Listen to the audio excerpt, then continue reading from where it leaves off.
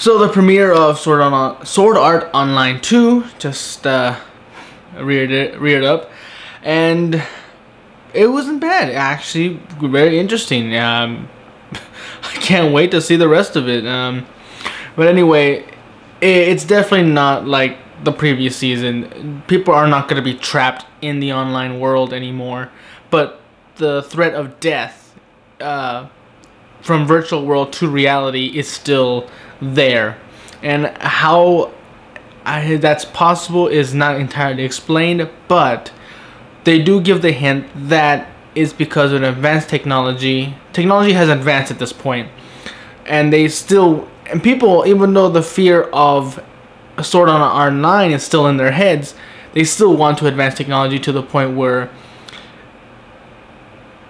that you can actually feel other people's skin when you're holding hands. You can actually taste food.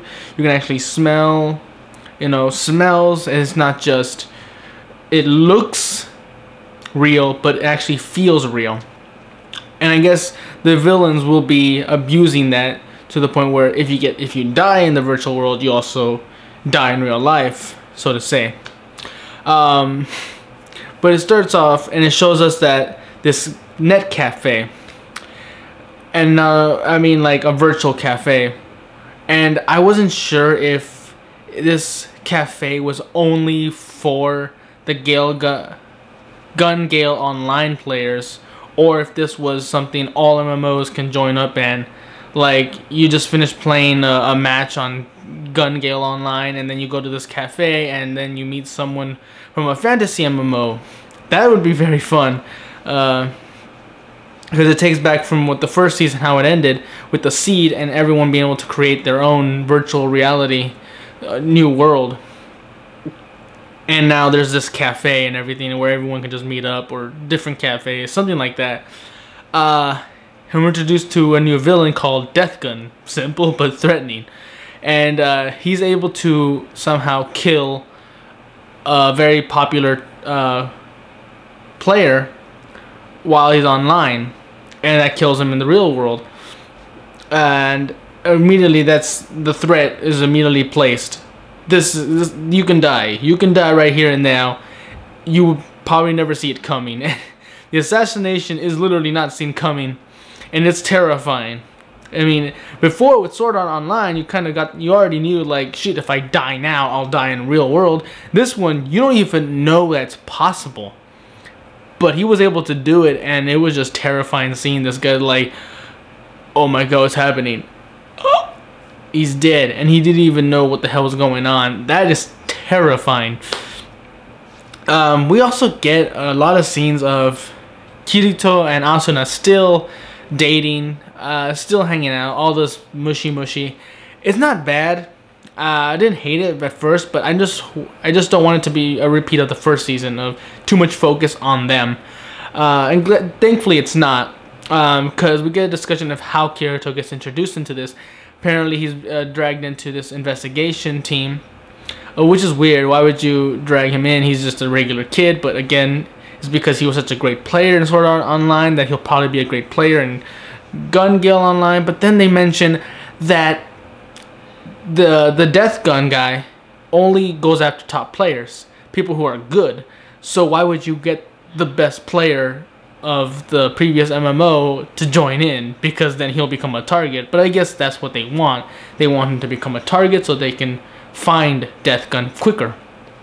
So maybe they're lying to Kirito and using him, and he doesn't know, or he knows and he just doesn't like care, or he'll use them. But anyway, now instead of the net gear or whatever they called it in the first season, it's called Amusphere. And it's apparently more advanced, that it cannot be hacked, or at least as far as we know, and it can't kill people the same way the previous nerve gear, there we go, that's what it's called, kill people. Microwave brains, blowing your head up or something like that. It doesn't kill that way. It's impossible to kill that way now. But it's still possible to kill Death Gun's way. With that, what that way is, we don't know. But he doesn't want to drag Asuna. Kirito doesn't want to drag Asuna into it, So he's probably for a while gonna go in and by himself, you know, try to find this death gun, take on probably some organization, who knows, by himself, until finally it's revealed he's lying to all of his friends, and you know, they want to join in. Because from the ending song, you get the idea that yeah, they're probably gonna play some part in this season, this series.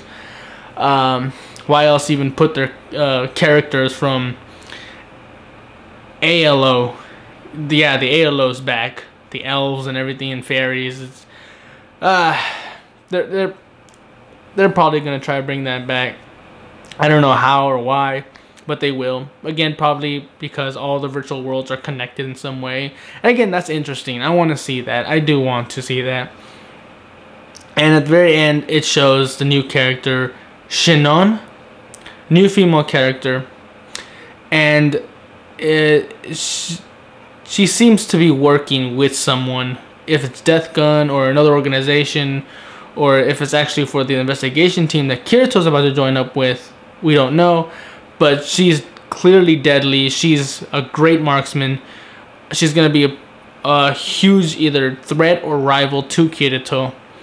And I just realized that because Kirito is playing a girl in all the trailers, it's probably because he doesn't want people to know he's the famous Kirito, the famous player, you know, who's so good, or at least was so good in the previous MMOs.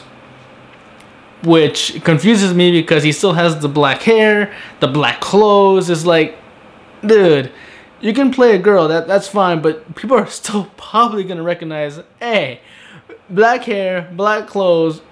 Yeah, you take a lot of hints from this famous guy in you, Kirito Coon, like, right? Like, oh, I just like the way he dresses. Like, guy, you gotta wear different clothes.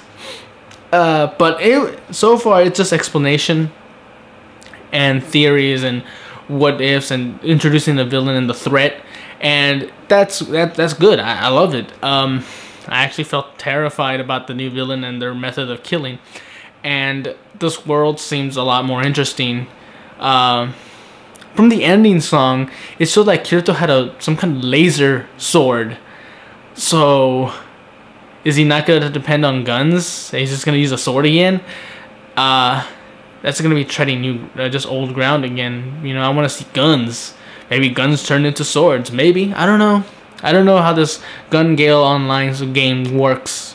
But all in all, this was a good first episode. It was a good start. Probably not their best foot forward, but you can definitely feel like they're putting some work into this, and I hope the next episode is the next step forward.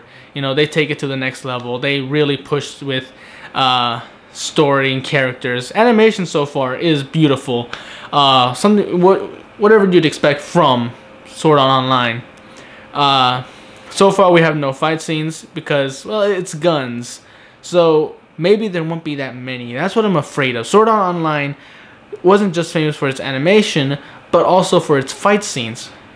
And when it comes to guns, I don't know how they're gonna do that. But then again, like I said, ending theme song, Kirito had some kind of laser sword, so they're gonna put some fight scenes for that.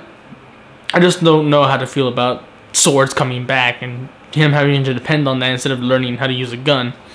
But all in all, I wouldn't say love, but I like this episode, and I can't wait to see more. Yeah, this is Tony Dragon. Bye.